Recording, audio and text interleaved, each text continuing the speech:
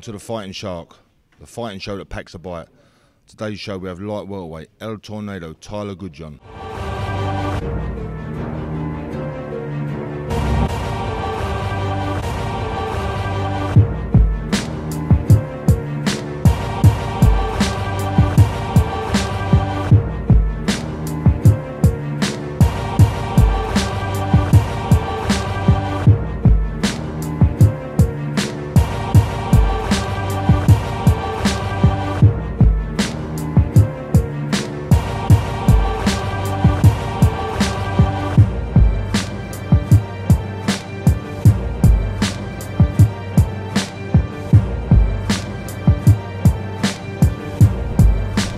El Tornado, Tyler Goodjohn. I'm fighting on December the 14th at the XL, and I'm going to be sending Danny Connor, sending him deep into retirement. I'm going to smash him. There's going to be no mercy.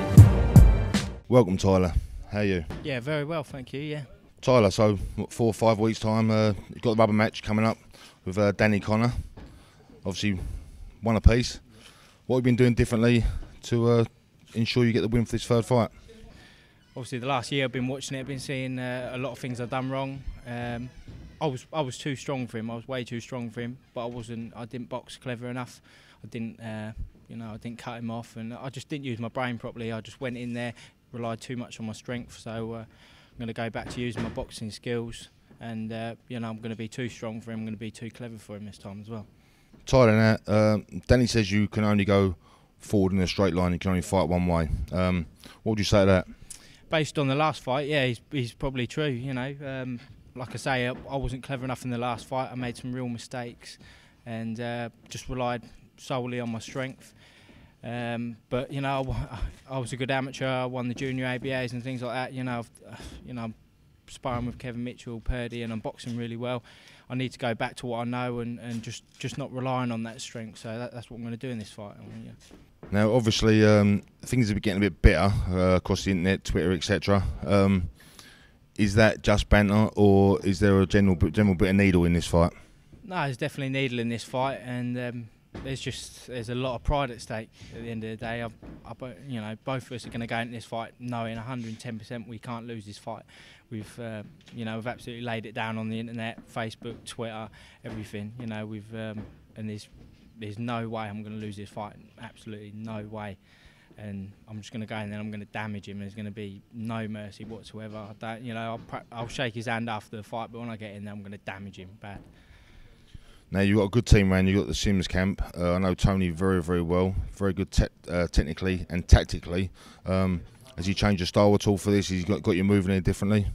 Yeah, like I say, just the last fight, to be honest, in the fight itself, I see it going all my way. I was too strong for him, but then I watched it back and with my team and that, and we just, I should have used my brain. I know I'm a lot more clever in the ring than that fight, and my skills are very underrated.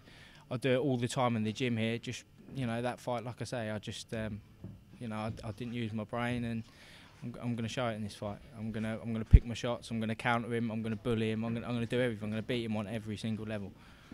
Fantastic. So in 5 weeks, let's say you win the fight, yeah. Where do you see yourself going? Where's your aspirations for boxing? Well, after I've smashed Danny Connor up, I'm going to, I'm 22 years old. This is an English title eliminator. Get a shot at the English title. Hopefully, win that, go on to the British, by the time I'm 23, 24, be British champion. That's the way I see it going. I honestly, in the last 14 months, I've come on, I've really turned a corner in my career, mentally, physically, everything. So, I can't see why not now. I can't see why I can't go on and win a British title. You got into boxing. How did you get into boxing? To be honest, I was a chunky kid when I was younger, and I just done it really to lose weight. No one in my family ever done boxing. My dad played high level football, and I just done it to lose weight really, and I just got bitten by the boxing bug, and just since I was 10 years old, I'm 22 now, just literally ate, slept, just lived it, and I love it. Just love it to bits. So what's your inspirations in boxing? My inspiration is just to do my family proud. My family's is my inspiration, because they've backed me 110% all the way. Right from day one. you know, all they've ever wanted to see me do is achieve my goals and be happy. So for me to just win that British title and just be able to take it back home to them and just say, look, you know, I've done it. That's the inspiration I need. That's what I want to do. Are there any fighters out there that you look up to and think to yourself, Joe, what, I'd love to be able to fight like that, love to be able to be like that?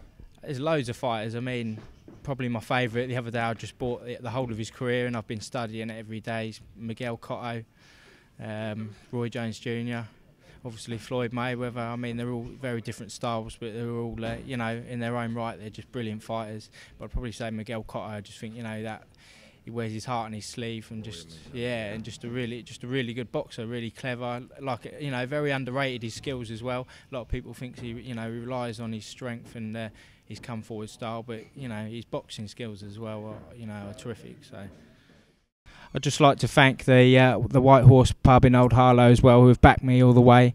Some terrific lads down there. They've really they've backed me, and I'm going to do them proud on December the 14th. Fitnessize.